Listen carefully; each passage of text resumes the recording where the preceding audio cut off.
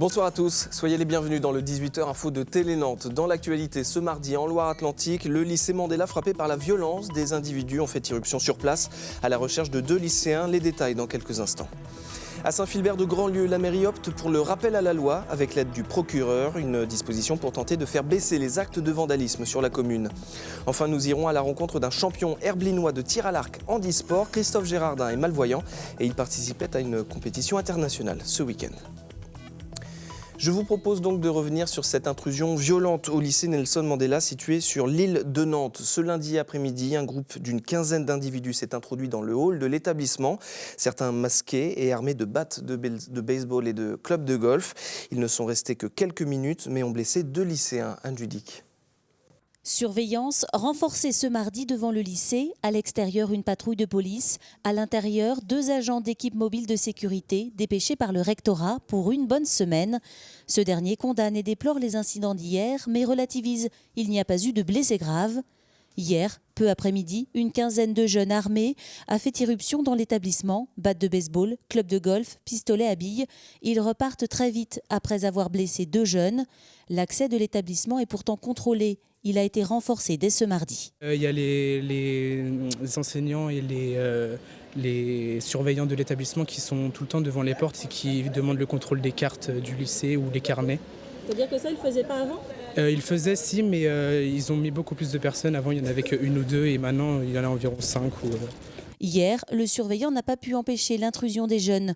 Les recommandations de l'État, renforcées depuis les attentats, sont difficilement applicables. Si vous sécurisez la porte d'entrée, ça vous donne une garantie de sécurité qui est un peu illusoire. Si par ailleurs on peut franchir la clôture de la cour de récréation ou rentrer par le terrain de sport qui jouxte l'établissement scolaire, donc c'est très difficile de sécuriser l'intégralité des sites des établissements scolaires. Suite à la plainte du proviseur, l'enquête a débuté hier. On s'orienterait vers un règlement de compte entre quartiers. Il semble qu'on soit dans un différend entre jeunes de Bellevue et de Malakoff. Grâce aux vidéos, 3 jeunes ont déjà été identifiés. Et il y a quelques instants, la présidence du conseil régional a réagi. Elle a décidé de porter plainte et annonce que des travaux de sécurisation vont être effectués rapidement au lycée Mandela, avec notamment la sécurisation du sas d'accès à l'entrée et la fermeture à distance des portes automatiques. À Saint-Philbert de Grandlieu, la mairie espère trouver une solution à l'augmentation des actes de vandalisme sur la commune. Une convention vient d'être signée entre la municipalité et le procureur de la République. Elle permet de faciliter les recours au rappel à la loi qui n'est pas une sanction puisque le contrevenant se fait rafraîchir la mémoire par le procureur. Car nul n'est censé ignorer la loi, bien sûr. C'est un reportage de Benoît Belti. C'est désormais officiel. En cas d'infraction mineure, le maire de Saint-Philbert de Grandlieu peut rappeler à l'ordre ses administrés. Concrètement, la ville peut se substituer à l'État pour convoquer les auteurs d'incivilité. Objectif, rappeler la loi et s'inscrire dans la prévention. L'objectif d'un rappel à l'ordre, c'est d'abord de la prévention.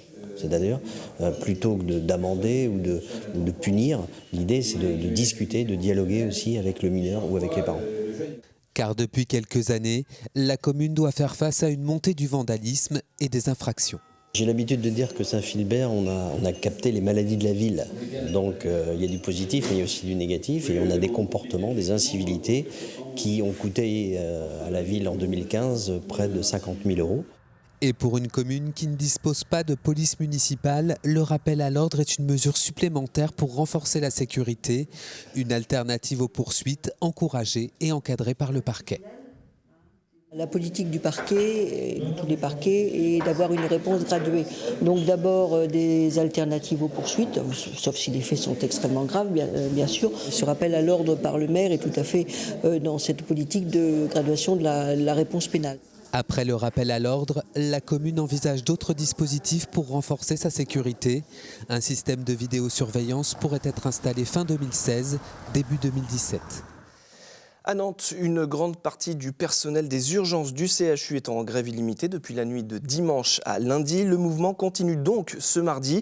D'autres actions sont également prévues pour jeudi dans la rue. Les grévistes demandent une augmentation des effectifs aux urgences.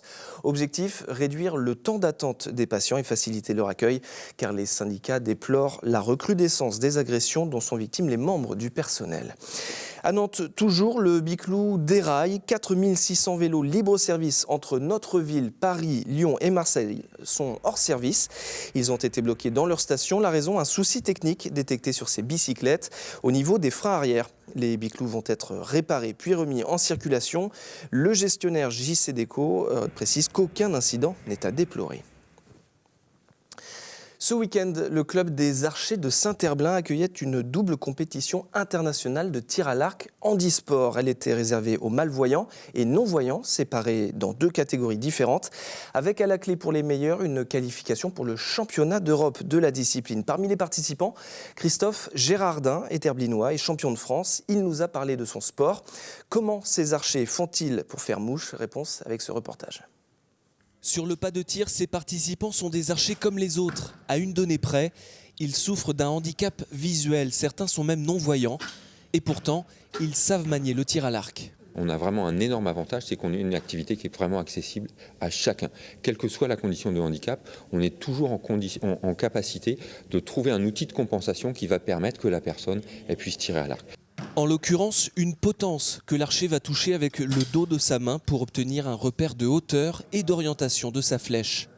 Exemple avec Christophe Gérardin qui défend les couleurs du club des Archers de Saint-Herblain. Il a découvert ce sport il y a 5 ans dans un camping et il est devenu accro. J'ai adoré tout de suite parce que faire du tir à l'arc pour un malvoyant, c'est juste, tu peux pas normalement quoi. Depuis, il s'entraîne 20 heures par semaine et il le prouve à chaque compétition, la vue n'est pas l'arme principale d'un archer. La vision dans le tir à l'arc, c'est 5% de la pratique. Et ce qui va pallier à ce manque de vision, c'est d'abord une visée différente, donc sur potence.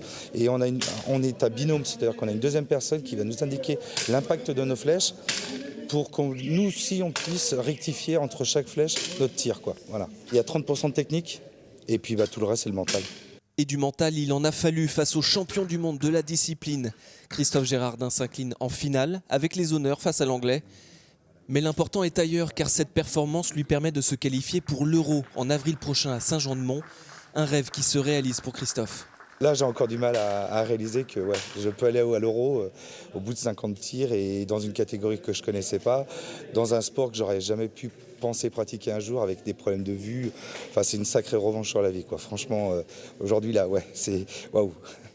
Et à noter que Christophe Gérardin a décroché cette 2e place dans le tournoi à 30 mètres. Il a remporté l'autre épreuve de la journée, celle à 18 mètres.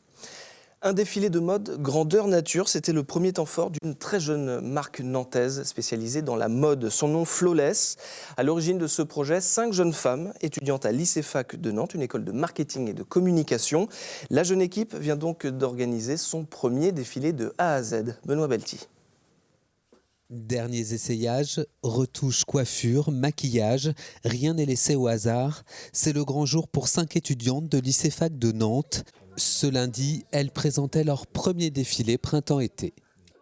Un peu de stress quand même. Un petit peu, c'est normal, mais tout devrait bien se passer, tout est organisé, donc on espère que ça va aller. On était un peu sous pression, mais du coup, là, le jour J, c'est hyper stimulant, hyper excitant de voir ce que ça donne, tout ce qu'on a fait tout au long de l'année. Donc non, on est très contentes. Et elles peuvent l'être puisque pendant 6 mois, elles ont imaginé leur propre marque pour organiser ce défilé. Une mise en situation professionnelle qui comptera pour l'obtention de leur bachelor marketing du luxe. Donc on a tout, la mise en place du projet, la gestion de groupe. On doit également gérer les imprévus. Donc c'est vraiment, un plus pour notre CV également qui est pas négligeable du tout. 9 mannequins amateurs ont donc défilé pour la marque éphémère Flawless by Paris. Ambiance Brooklyn, côté vêtements, jeans déchirés, chemise classe et talons hauts pour un style chic et décontracté. Alors qu'en a pensé le professeur ? Je trouvais que c'était plutôt pas mal dans l'ensemble, notamment au niveau du rythme et du passage des différents mannequins, sur le travail aussi du logotype. Cependant, je trouvais que ça manquait peut-être un petit peu d'univers, un univers qui aurait pu être un peu plus marqué, un peu plus fort. Maïwen, Lola, Anna Carolina, Estelle et Morgane connaîtront leurs notes dans moins d'une semaine. Et c'est la fin de cette édition. Merci beaucoup de l'avoir suivi. L'information en Loire-Atlantique continue sur notre site internet telenantes.com. Tout de suite, c'est la météo sur notre chaîne. Très bonne soirée à vous.